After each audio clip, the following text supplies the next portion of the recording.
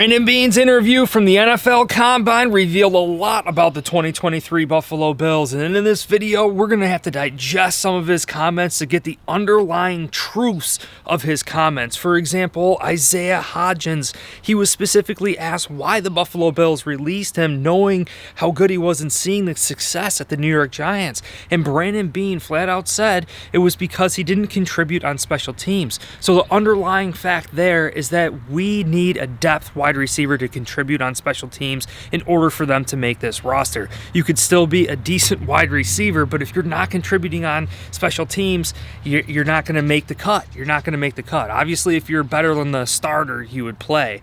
But Brandon Beane revealed quite a bit about the Buffalo Bills and also the admission of Sean McDermott potentially calling plays. But again, 10 underlying truths of Brandon Beane in this video. Brandon Beane still admits that the cap space for Bills Mafia is extremely tight, but he has a plan in place to fix that. He flat out mentioned restructuring contracts and potentially releasing players. Specific quote from Brandon Beane says, "We will definitely restructure some guys to get us under the cap and then use some money to fill some holes." He then said at the end of the season press conference, "That's why I wouldn't expect any Von Miller type signing." So a lot of Bills Mafia saying that we're going to trade for Derrick Henry and make all these moves clearly was not the case.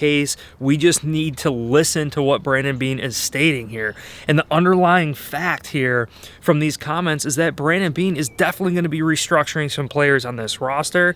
Maybe a restructure of Josh Allen, maybe a long-term signing of Ed Oliver, any sort of move to try and save some cap space. And he did mention a release of a player. One player I believe is up for debate is Tim Settle, defensive tackle. If the Bills released him, we would save around $2.7 million. We have guys like Eli Anku and Brandon Bryant on the roster that actually exceeded expectations last year. The next comment that Brandon Beane made at this NFL Combine was that, he's looking for an offensive player that creates mismatches, whether it's a tight end. They have to play him as a wide receiver, and it throws them off, taking him out of their base defense to a nickel defense. This type of player that creates mismatches, but he kept reiterating rack, run after catch ability, how important that is. Entering the 2022 Combine, it was speed. Buffalo Bills need speed, but this year it is rack, run after catch, and it makes a lot of sense. The ability to move your hips, to feel the defensive back on you, to break one long. It's not always about speed. It's about ball carrier vision and so much more. Brandon Beane quoted players that Josh Allen can get the ball to and that they can make a play with the ball in their hands. So this to me is a receiving running back, a wide receiver, a tight end, a player that Josh Allen can get the ball to. Not a Derrick Henry type running back, right? If we're looking for a running back, the underlying fact in this is that Brandon Beane is more concerned with run after catch. So we need a player that can catch and then can run it. So if we're looking for a running back in this year's NFL draft or free agency, they have to be able to catch it.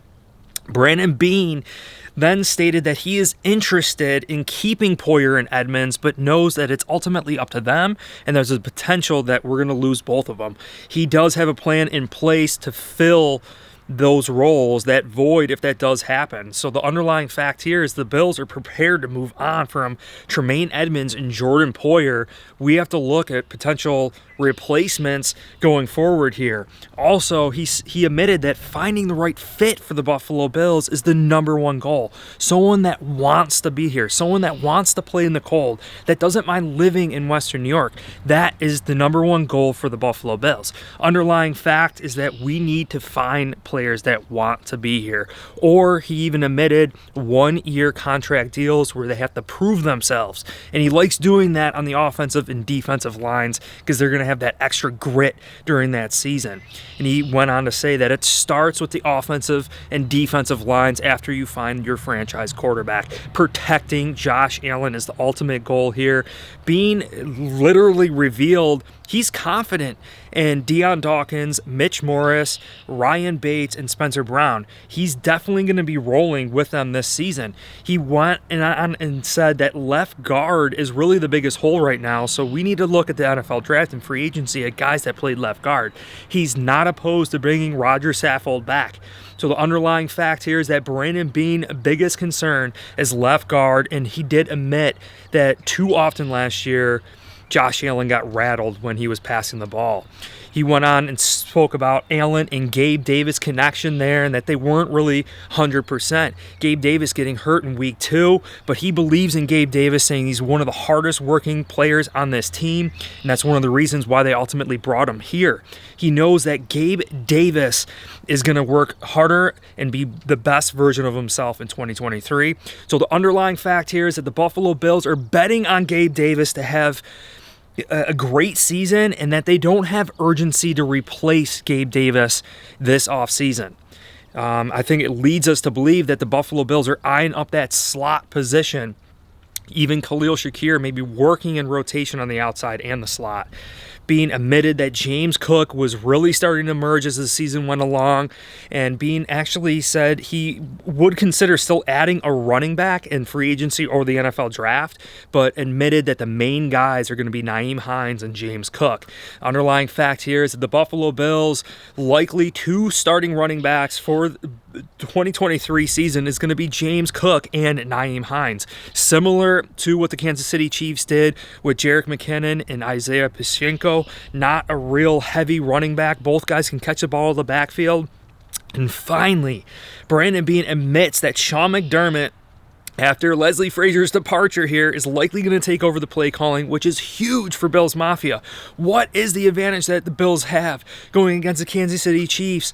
Everyone, the Cincinnati Bengals, the Philadelphia Eagles, all these offensive-minded teams. The Bills are defensive-minded with Sean McDermott. This is our defense. Sean McDermott, get back to your ways, baby. Go back to your play calling ways. This is absolutely huge for Bills Mafia. I think last year, Leslie Frazier, he's great fundamental coach, coaching up the young players, getting them up to speed fundamentally of football, but play calling is where Leslie Frazier seemed to lack, and also player personnel and certain down and distances just didn't make sense. Underlying fact here is that the Buffalo Bills are confident in Sean McDermott calling this defense for the upcoming season. So I hope you guys enjoyed the 10 underlying facts from the NFL Combine Brandon Beane interview. If you did, hit like, subscribe. I will check you guys soon. Go Bills! Peace.